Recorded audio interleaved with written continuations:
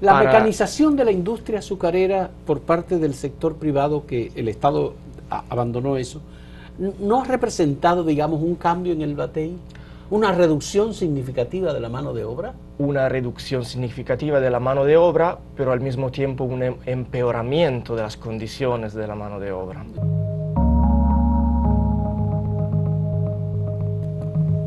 La editorial universitaria Bonó ha puesto en circulación en su parte de ensayos este libro de Raúl Seca Castel. Es un italiano, escritor, que está haciendo una tesis postdoctoral.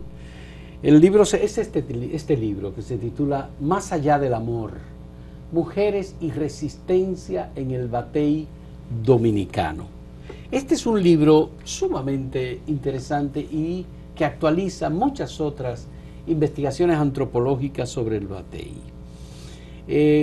Raúl es un investigador postdoctoral en antropología cultural y social de la Universidad de Milán Bicocca en Italia y es profesor además de la Academia de Bellas Artes de Santa Giulia de Brescia.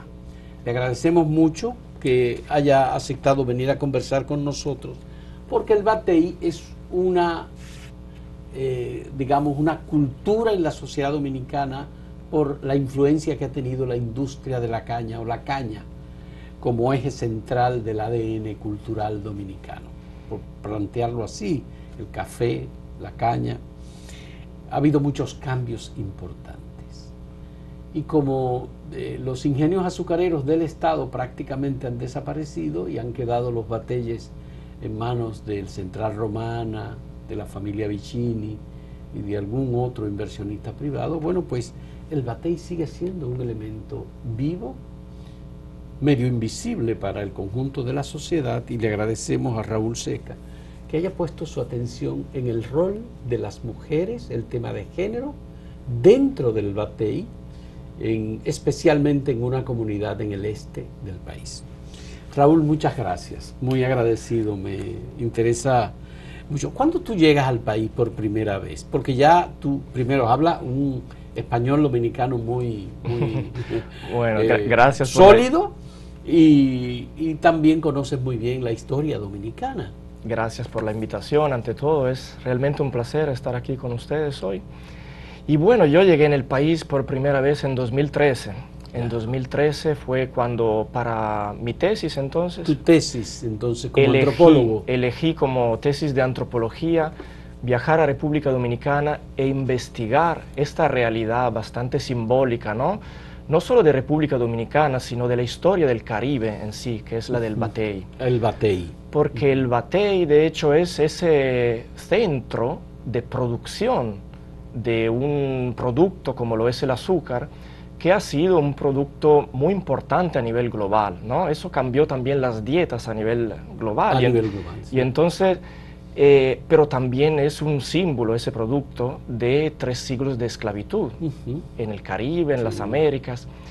Y en aquel tiempo, cuando yo alcancé el batey, este batey donde hice mi investigación, mi propósito era averiguar cómo y si habían cambiado las condiciones de trabajo y de vida de las personas que todavía seguían trabajando en las plantaciones, ¿no?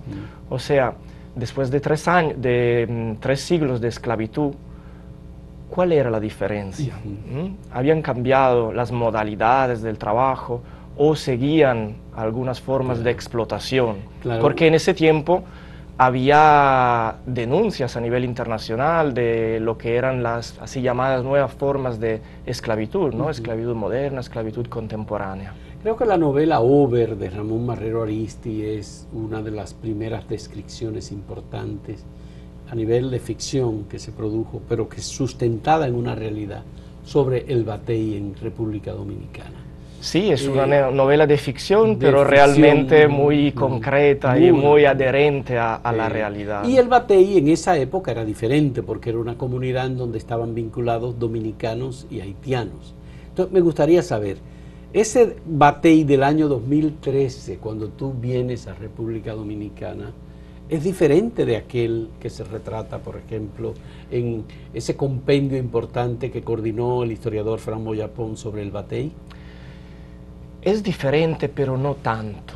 Es formalmente diferente, pero sustancialmente muy similar, porque el eje central de la vida social, relacional del batey sigue siendo todavía hoy en día el trabajo en la caña. O sea, trabajo en la industria cañera, el corte de la caña. Muchas veces la literatura ha subrayado como en realidad el batey no nace como comunidad social, nace como centro de producción. De producción, exactamente. Y muchos historiadores han visto en el batey un poco el nacimiento del capitalismo, ¿no? Un germen de las dinámicas capitalísticas.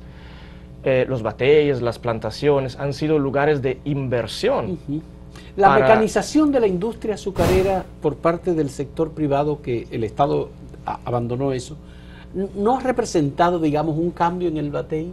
¿Una reducción significativa de la mano de obra? Una reducción significativa de la mano de obra, pero al mismo tiempo un empeoramiento de las condiciones de la mano de obra. Es decir, que el batey sigue siendo un enclave de pobreza. Sí, exactamente, sí. Sí, y de hecho lo que estaba tratando de explicar es que a mi entender, y no solo a mi entender, la entrada del sector privado en la industria azucarera empeoró las condiciones de vida y de trabajo de los ¿Y eso no conlleva de alguna manera a que el batey y la gente que vive dentro del batey reaccione con algún otro tipo de actividad económica? Bueno, sí, pero esto más por factores estructurales y varios. O sea que todos ustedes saben que hoy en día para la República Dominicana el azúcar y la industria azucarera ya no es, ¿no?, el centro económico. Por largo tiempo, por más de un siglo, desde 1870 hasta por lo menos 1980, el azúcar ha sido el motor de la economía dominicana. Hoy ya no es así, lo es el turismo, lo son los servicios. Y entonces el trabajo ha disminuido mucho en los bateyes. La mano de obra que se necesita en las plantaciones es mucho menor que antes. Y por eso ahora las personas están buscando alternativas, formas de sobrevivir que no son directamente relacionadas con la industria azucarera. Pero digamos que el batey que nosotros conocimos es un lugar en donde no hay electricidad, donde hay un muy precario acceso a agua potable, donde no hay instalaciones sanitarias, donde no hay carretera, donde no hay acceso a tecnologías como el teléfono celular o internet. Y entonces, ¿qué ha pasado? ¿Cómo ha evolucionado el batey en términos de asumir la modernidad? Ya las carreteras están asfaltadas, ya tienen electricidad, ya hay acceso a internet. Bueno, ¿esos cambios no representan una mejoría? Yo empezaría diciendo que no existe el batey. Existen alrededor de 450 bateyes y cada uno de estos es diferente, ¿no? Hay bateyes que han evolucionado mucho, que han cambiado, se han transformado, y sobre todo son los bateyes grandes, cercanos a los centros urbanos y que a su vez se están urbanizando. Pero hay muchos bateyes pequeños que siguen en el interior del país, adentro de las plantaciones, y que siguen en esas mismas condiciones que usted mencionaba, sin acceso a electricidad, sin acceso a agua, sin acceso a electricidad y entonces a todo lo que conlleva la electricidad, ¿no? La tecnología, internet. Pero sí se está evolucionando esta realidad. El batey donde yo viví en 2013 y donde he seguido y con el cual he seguido relacionándome en todos estos años, hasta la semana pasada, es un batey bastante grande, es un batey que cuando yo llegué en 2013 no tenía electricidad y ahora tiene. Ahora tiene, sí. Hasta hay casas con aire acondicionado. Son muy pocas casas, pero hay personas que han podido progresar mucho. Aunque son personas que han podido progresar mucho no porque han trabajado en la caña, sino porque con el tiempo han tenido la oportunidad de acceder a formas diferentes de trabajo. Que ya no es el colmado, es el motoconcho, algún otro tipo de juegos de azar. Así mismo, así mismo. Prestamista. Exactamente. Todas estas formas de de nuevos trabajos que han surgido en lo que yo decía antes, el Batey no es una comunidad social, no nace como una comunidad social, es un centro de producción. De producción. Pero ahora sí, a lo largo del tiempo, el Batey se ha convertido en una comunidad social. El Batey había sido pensado solo para hospedar hombres adultos que trabajasen nomás en las plantaciones, y a lo largo del tiempo han llegado mujeres, han nacido niños, sí. Hay familias, hay generaciones. Entonces ya son comunidades, pero siguen siendo comunidades de algún modo invisibles. A veces no aparecen en los mapas de la República Dominicana, los bateyes más pequeños no aparecen, y las personas que viven adentro de esos bateyes que no aparecen en los mapas son a su vez personas invisibles.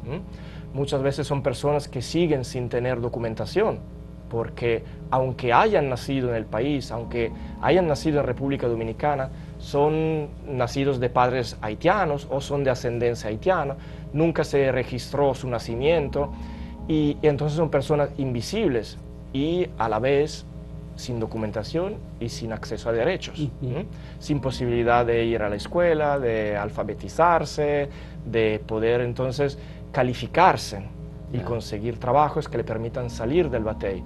Entonces hay diferentes bateyes, diferentes realidades que han evolucionado de maneras distintas. Hay bateyes que son ya urbanizaciones y hay bateyes que siguen siendo el barrancón, barrancón de Over, ¿no? ¿Tú crees que esa es la tendencia? Yo, cuando hablas del barrancón, me recuerdo al padre Christopher Hartley, que hizo una denuncia en una ocasión, le dijo, creo que fue a Leonel Fernández, era presidente de la República: presidente, usted ha llegado a las puertas del infierno. Siempre son palabras como que uno las recuerda como muy emblemáticas. Entonces, la tendencia del batey es a convertirse en una comunidad urbanizada. Bueno, yo esto no puedo saberlo, pero me parece que la transformación va hacia ese camino, sí. Por lo menos el batey donde yo trabajé, donde yo hice mi investigación, porque no puedo hablar, desde un punto de vista antropológico no puedo generalizar, ¿no? Entonces yo hablo de lo que yo he visto a lo largo de estos 12 años, en ese batey donde yo he vivido y he regresado varias veces. Y en ese batey la tendencia, aunque se llegue con un camino no asfaltado todavía, aunque la electricidad ya está bastante segura, pero se va un día sí y al otro también, pero la tendencia es a una urbanización. Y sobre todo ya no se puede hablar del batey como de un enclave, ¿no? Las personas no depende solo de la caña, de la industria de la caña. Ya no, sobre todo depende de otros ingresos que no son de la caña. Y las personas se relacionan ya con los centros urbanos, salen del batey. Pero ahí también hay distinciones, ¿no? Los que tienen documentos, sí. Los que no tienen, sobre todo en estos últimos años, le tienen un poco de temor a salir del batey. Pero el batey pertenece a una industria azucarera que puede ser que esté en tiempo muerto, pero puede ser que no. El dueño de la tierra es el dueño de la compañía. Las casas son propiedad de la compañía también, o son comunidades ya independientes. Depende también esto de los bateyes. En Central Romana muchas veces las casas son de propiedad de la compañía, y si por cualquier razón un trabajador, y aunque tenga familia, no puede seguir trabajando porque se enfermó o porque tuvo un accidente, le echan de la casa. Pero hay muchos otros bateyes donde las casas que eran del SEA ya son propiedad, digamos, de hecho, ¿no?, de las familias que siguen viviendo ahí. Muchas personas están construyendo con sus propias manos casas familiares, y entonces ya no dependen de la propiedad de la plantación. Me sorprende muchísimo eso que me estás diciendo, porque uno tiene la idea de que el batey sigue siendo esa comunidad dependiente de una compañía propietaria del terreno, propietaria de la caña, prácticamente propietaria de las personas que viven ahí porque trabajan para el batey. Pero no es así. Es que yo creo que hay que hacer muchas distinciones, ¿no? Hay el haitiano recién llegado, el que se le llamaba el Congo, ¿no? Que ese sí depende, su vida misma depende del trabajo en la caña de azúcar. Pero el haitiano recién llegado ya no va a la caña de azúcar, ya no va al batey. Va si tiene algún familiar. Entonces se junta con una cadena migratoria. Hay batallas donde hay generaciones y familias enteras. Entonces es como ya un lugar, ¿no?, al que se pertenece.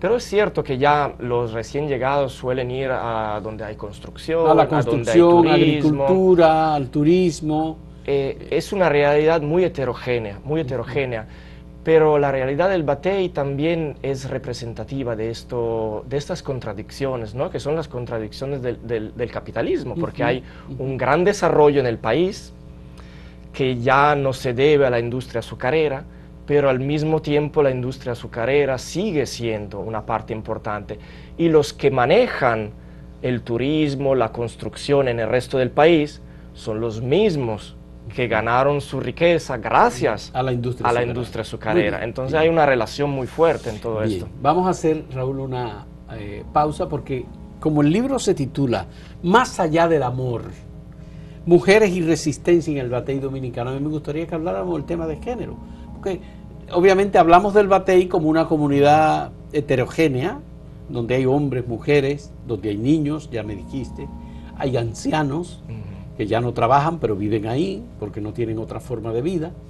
Y me gustaría saber, bueno, ¿por qué es más allá del amor? ¿Cuáles son los elementos de género que te llevan a ti a hacer una historia como antropológica, como la que estás haciendo con la actualización de esta historia sobre el batey en República Dominicana?